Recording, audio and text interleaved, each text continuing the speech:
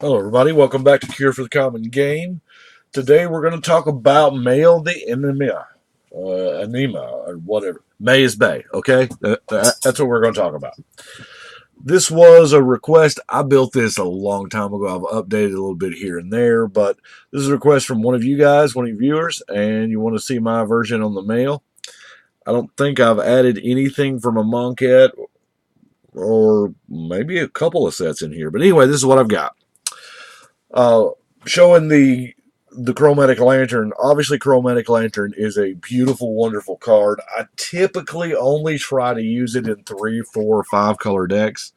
2 color decks, I just feel like, well, every deck can benefit from it if you're more than one color, but I don't have infinite Chromatic Lanterns, so that's what I'm having to do. But I want to cover what I call the little guys first. Because Mayael is a Power 5 theme, that's what she does. Throughout that Alara block, there were some Power 5 little guys that cared about big dudes. I guess they worship them or whatnot. Don't know. But I've got the 5 of those that are all just, hey, you get to do something if you got a Power 5 guy. Now, I think we're going to save the actual creatures till last. The aria, here again, I do apologize. It is not in the English. I know some of you viewers are actually having no problem at all reading this, but this essentially says you just freaking win the game. It's during your upkeep, if you have a 5 power creature, do this. If you have a 10 power creature, do this. If you have a 20 power creature, you win. So, had to be in there. The only one I own is this one. That's why it's foreign language. Elemental Bond was kind of a neat fit because, Power 5, well, they're going to be greater than 3, so I'm going to get to draw a card off of it. Dragon Grip. Ferocious ties in very well with the theme. Death's Presence. Wow. I mean, when something dies, something else gets really big because all our dudes are big anyway. Mighty Emergence. The big guys get bigger. The rich get richer or whatever. Zendikar Resurgence is going to help us cast them if we just absolutely positively have to cast them. And Lurking Predators, because we do have a higher concentration of creatures than normal.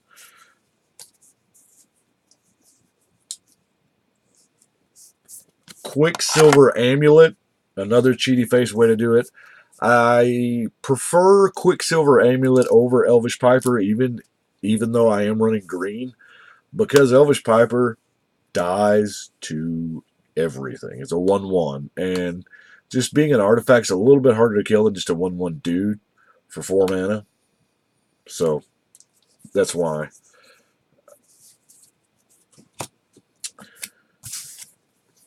Shamanic Revelation.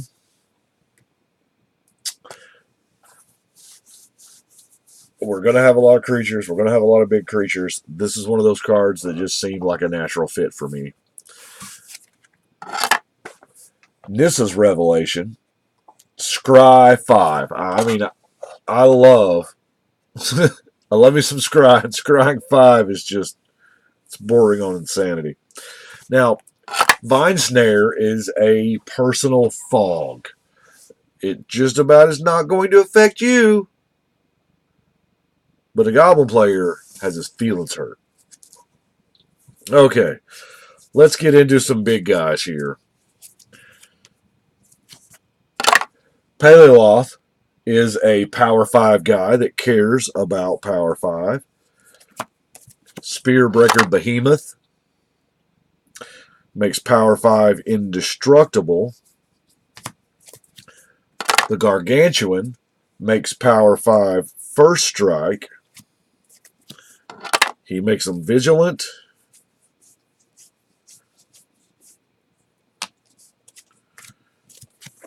the Mastodon, giving them trample.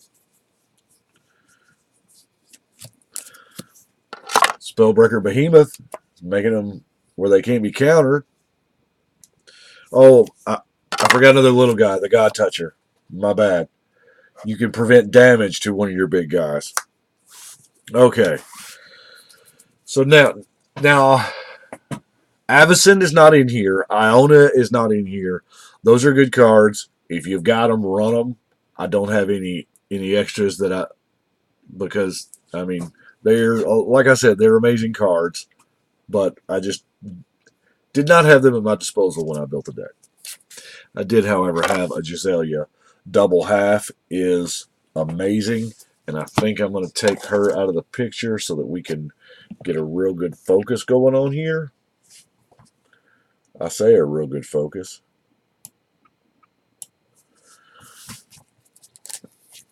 Terastodon, 9/9 removal, stampeding elk herd. It's a common. I was really surprised that they actually printed this at common. Now, granted, this and one other creature is you're going to have formidable, but to give all your dudes trample just seems kind of good. Eldrazi, man, they're big. Power 5. Nova Blast Worm. That's right. So, this is my board wipe variant.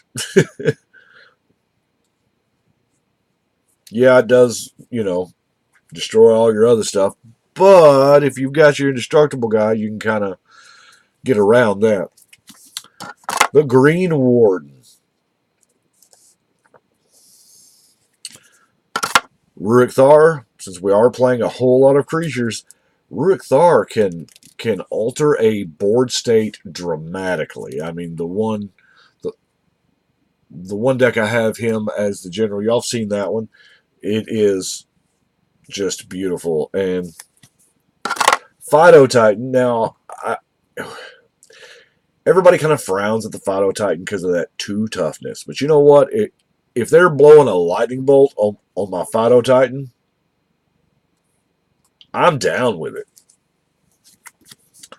Also, because, I like ramp. I like your ramp. Irration Sovereign. Omnath. Because landfall on a... Wow. Boy, this makes your Evolving Wilds and Terramorphic Expanse. I have yet to build Omnath Locus of Rage because there's about 3 of them running around up at my local LGS. So he hadn't... I don't know that I could do anything different than what they have done because it's 3 different takes on it. It's a great card, great deck. I'll get there eventually. Armada Worm brings his buddy. The World Spine Worm. The Eldrazi Worm. Because, if it's 15/15, it might as well, and it's trample, and you get through. It is so good. So good. Mycoid Shepherd is another one that cares about Power 5. Siege Behemoth. Yeah, that ability on Thorn Elemental and the other Super Trample, I believe is what it's called. That's what we've always called it. But one of my sons has an actual Super Trample deck built. It's pretty neat.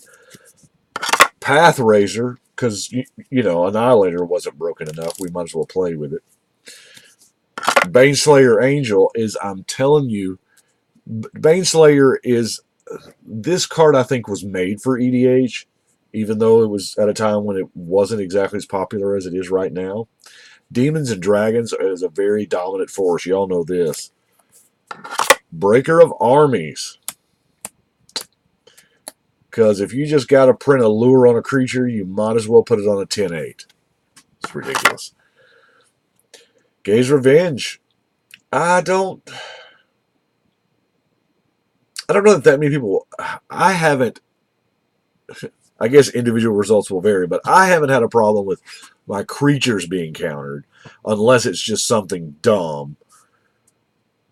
that this guy is not. I mean, it's an 8/5. It does have haste, but I think that first line doesn't even really have to be there. Hamlet back. Yeah, that's nuts. 7 mana 6/6. We do have Miss Chroma here because why not? She's big, and there are when she goes through her rebellious phase, we have that Chroma as well. Now the Tyrant's Familiar. I love the Lieutenant cards. I do. I'd be playing with the green one if I could, but it's already somewhere. Soul the Harvest.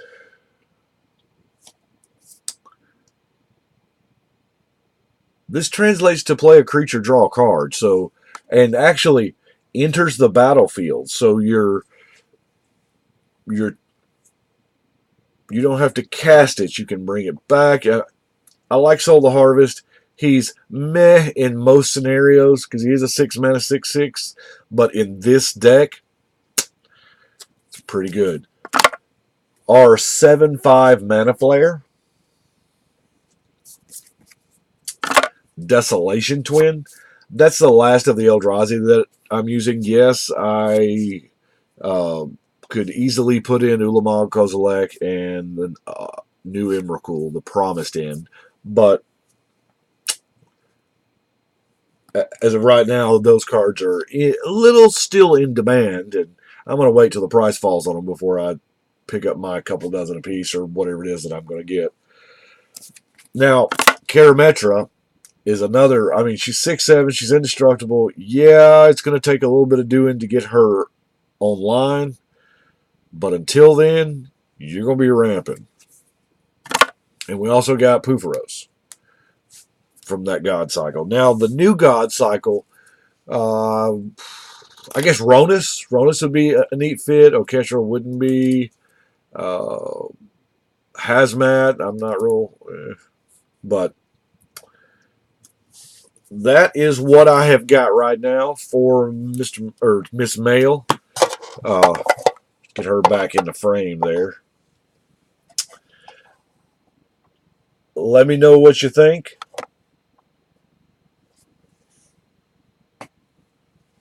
And by the way, this art, the Mayael the Anima art, is amazing foiled. I don't have a foil one, but I've seen it a couple times. And just the artwork itself lends to the great border stretches that I've seen the altars done. Man, beautiful. Anyway, that's what I've got. I do appreciate you watching, but right now, it is time to shuffle and cut.